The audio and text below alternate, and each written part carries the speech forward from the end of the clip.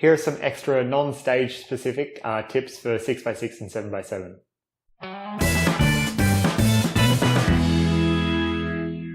Hi guys, here are some more intermediate big cube tips relating to 3x3 stage, as well as some more general advice as well. As you may know by now, if you've practiced and improved on other puzzles, it does take time to integrate new techniques into your solves. So, things like inserting edges in the back or in the left-hand slots, or, solving centerpieces in different ways. These things don't come automatically and do take time and practice. Physically turning a 6x6 and 7x7 is obviously a little bit more tricky, and there's a bit more risk involved with some of the big cube finger tricks, as well as, in my opinion, it's a little bit more difficult to be ambidextrous, and so you will be needing to do a few more rotations throughout your 6x6 and 7x7 solves, both on the 3x3 stage and also during reduction. So an example of this on the 3x3 stage is, let's say we get to a situation like this on the 6x6, where we have two more slots to go, and we've got this F2L pair, and I can see that I've got this edge and this corner down here. What I would definitely do is probably do a Y2 rotation, insert this one into the back, and then finish off that F2L pair like that, as opposed to trying to do them both using my left hand. Of course, this depends on your grip and your turning ability. Some people do find that, solving pieces with their left hand, if they're a right-handed solver on the 6x6 and 7x7, isn't too bad, and they'll be fine with, doing cases like this.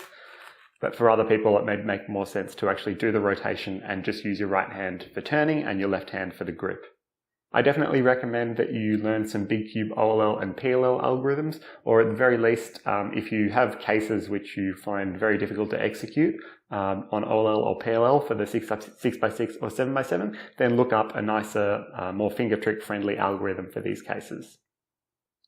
Similar advice applies from the 4x4 and 5x5 cube to the 6 and 7, which is that you should try and turn quickly in the stages or parts of the solve which require the least look ahead, and then slow down and become more fluid when the look ahead gets harder, and focus on executing the solve more smoothly without pauses. A couple of other random things that I see. Firstly, I see a lot of people doing way too many rotations when solving their centerpieces. So try to minimize that as much as practical, because if you're solving a center and you're rotating all over the place to find pieces, solving some stuff, rotating again, that's not going to be very efficient. And the other thing is that when you're solving the first 8 edges during free slice, it can be very tempting to kind of spam U moves around this top layer in the search for a piece. It's fine to actually do, U moves like this, even if they're unnecessary or redundant or that sort of thing, just because it does allow you to kind of, see these pieces more clearly without having to tilt the cube entirely and, have a look at it. And I think using a U move like that is a perfectly reasonable solution, but don't overdo it. So if you're looking for an edge piece and you can't find it in this top layer, and you've done, lots of U and U prime moves, then I think stop doing that. One other thing which applies to the 6x6 is that if you solve all of your edges and you get down to the last edge and you have a case like this, where we have these two wings which need to be swapped with one another, or these two wings that need to be swapped with one another, what you can do is actually preserve this edge for your 3x3 stage, and what you'll do is solve the cross on either, for example, the opposite of this color or this color. So solve either the white or the green cross, and do your solve, and just keep this one preserved. So I'm just going to quickly solve F2L here, don't worry too much about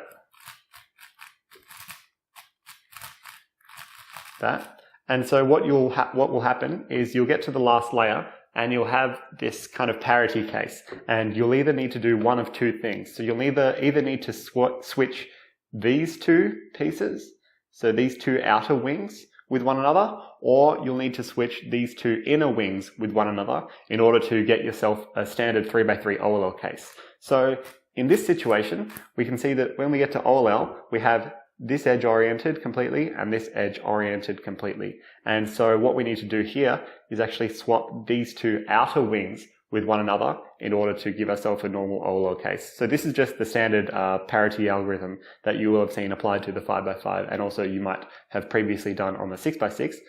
So what we do here is we see that we need to swap these in order to create a misoriented blue and yellow edge here. So we can just do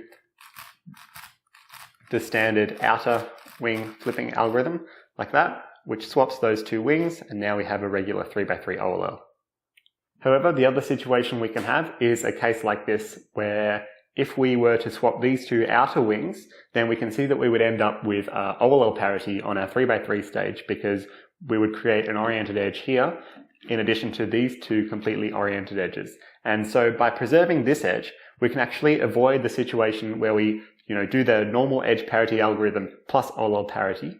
And what we can do there is apply a different algorithm to actually swap these two inner wings with one another so that we can avoid the OLL parity. So the algorithm for this goes like this. So it uses these inner slice moves. So it goes R2 slice, B2, U2, L, U2, R prime, U2, R, U2, F2, R, F2, L prime, B2, R2, like that. And you'll see there that swapped those two inner wings with one another to create a misoriented edge here and leaves these two edges oriented, and we don't have to do OLL parity.